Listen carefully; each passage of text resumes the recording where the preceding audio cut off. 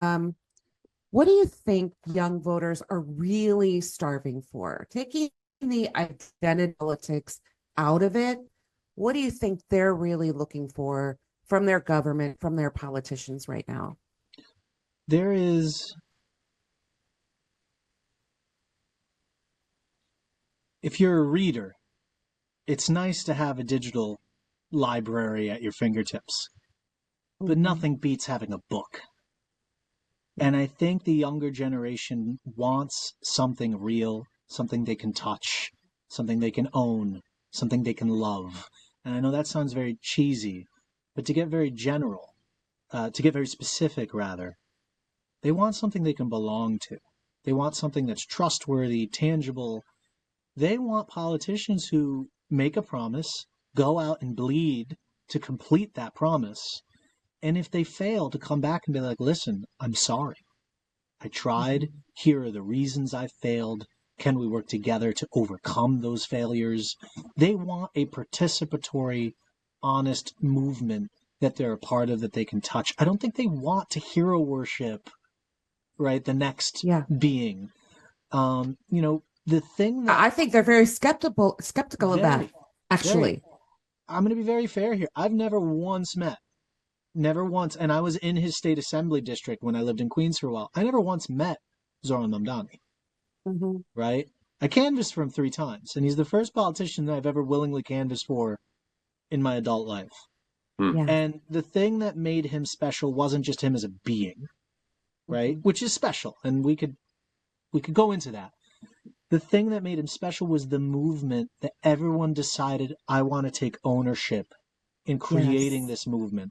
I'm tired and I'm hurt, but yes, I'm going to go out and talk to that neighbor. Yes, I'm going to go out and do this. Yes, I'm going to go out and do that. That life affirming energy, that is something that I think the young voters want. They want to know, you know what, maybe I'll own a home. Maybe I won't. But today, right now, I'm building something tangible. I'm feeling it with people who I know are real. And that's the best thing I have to move forward. In the I beginning of this think that, process, go ahead, sorry. no, I'm sorry. I didn't mean to cut you off. I just think that's such a great point. I wanna pause for just a second because I've been trying to kind of put my finger on what is it about Zoran Mamdani. He's young and he's charming and he's so likable and so kind. But I think you nailed it when you said, and he had a lot of young people out there canvassing for him, volunteering for him. And I think it was the participatory sort of it all, right? It Yeah, was the feeling of belonging to something. It wasn't idol worshiping. It wasn't politician worship. It was, I feel like I'm in this with this guy. I feel like together we can actually make a difference. So yeah, you really hit on something for me there. I just wanted to punctuate it. yeah. Thank you. Leaders make other people leaders, right? Mm. It's not Yes, you good giving leaders do. me, Yes. yeah, you're not giving me power or authority. We're giving each other opportunity to create this little nexus, Mhm. right? This nexus is that representation, but it doesn't mean I represent you, right? Right. Like it says that, but that's kind of not what it is in function. It means we represent each other's interests and we raise them higher. People Hmm. want community.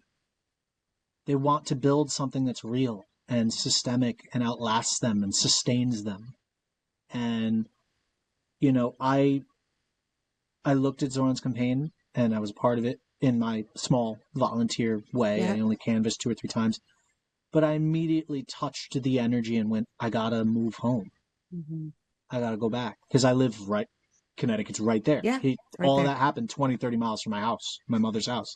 So at 32, 33 years old, I moved back in with my mother so that I could run for Congress because I was already working in Connecticut, Right. right? So I was like, I'm already doing this commute anyway. Now I'll just change where I live and reintegrate because my district deserves this.